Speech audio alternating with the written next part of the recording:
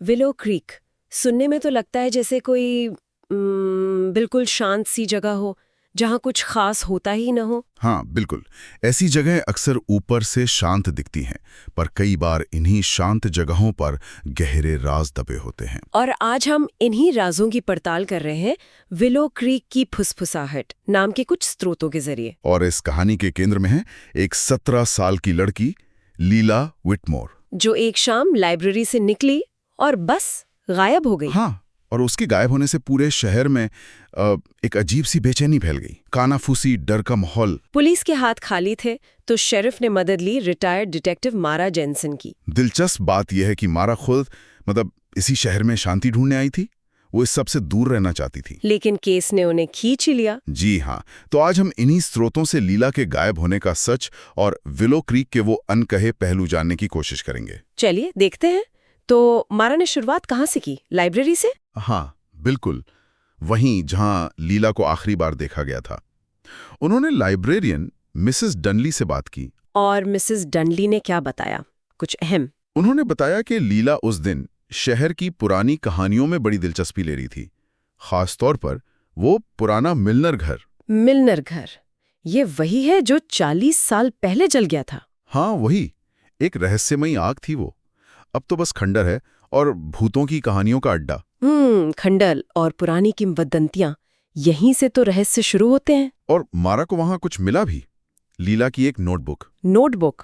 उसमें क्या था? उसमें नोट्स थे, विलो क्रीक का पहरेदार नाम की एक पुरानी कहानी के बारे में। कोई मिलनर खंडर के नीचे दबे राज की तरफ इशारा था उसमें। यानी लीला सिर्फ कहानियां नहीं पढ़ रही थी, वो किसी चीज की तह तक जा रही थी। लगता तो यही है। तो मारा खुद गई उस खंडर में? हाँ, और वहां मामला थोड़ा और उलझ गया। उन्हें ताजा पैरों के निशान मिले। पैरों के निशान? 2 अलग-अलग लोगों के। एक छोटे जूते के, शायद लीला के, और एक जोड़ी बड़े जूतों के निशान भी थे। मतलब कोई और भी था वहां? बिल्कुल। और फिर उन्हें मिला एक टूटा हुआ लॉकेट। लॉकेट? उसमें क्या था ऐसा खास? उसमें लीला की तस्वीर थी, पर वो अकेली नहीं थी। अकेली नहीं थी? तो कौन था साथ में? एक और लड़की जो हूबहू लीला जैसी दिखती थी, बिल्कुल जुड़वा बहन जैसी। जुड़वा बहन? लेकिन लीला की तो कोई बहन नहीं थी, सब यही जानते थे। यही तो पेंच था। यहीं से कहानी ने एक नया मोड़ लिया। तो फिर इसका क्या मतलब निकला? मारा ने और खोजबीन की तो पता चला कि लीला को असल में गोद लिया गया था। गोद लिया गया था? अरे हाँ, और उसका असली परिवार वो मिलनर परिवार ही था, वही जिनका घर जला था। मिलनर?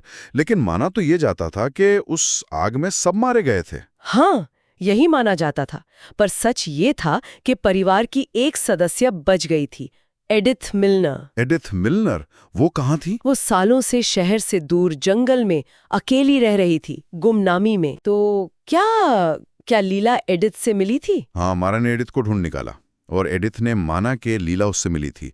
वो अपने जड़ों के बारे में, अपने परिवार के बारे में जानना चाहती थी। तो एडिथ ने उसे सब बता दिया? हाँ, परिवार का इतिहास, वो राज जो शायद खंडर के नीचे दबे थे, पुराने खत, या शायद कोई दौलत, या कोई शर्मनाक बात जिसे छुपाया गया हो। एडिथ ने उसे बहुत कुछ बता गया था। ओह, तो लीला सच के बहुत करीब पहुंच गई थी। हाँ, पर ये खतरनाक भी हुआ होगा। बिल्कुल। कोई था जो नहीं चाहता था कि ये राज बाहर आए। कौन?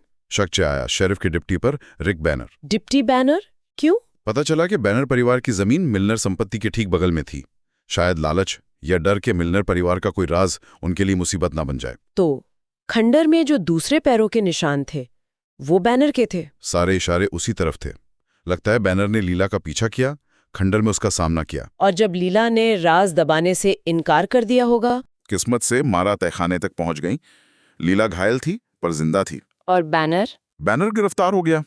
शहर ने राहत की सांस ली, पर वो पहले जैसा शांत शहर नहीं रहा। और मारा जेनसन, वो तो सुकून की तलाश में आई थी। हाँ, पर शायद उन्हें एक नया मकसद मिल गया। उन्होंने विलो क्रीक में ही रहने का फैसला किया, उन अनसुनी आवाजों को सुनने का फैसला। ये कहानी वाकई ये दिखाती है कि कैसे शांत दिखने वाली जगहों के नीचे भी गहरे उलझे हुए सच दबे हो सकते हैं। सही बात है।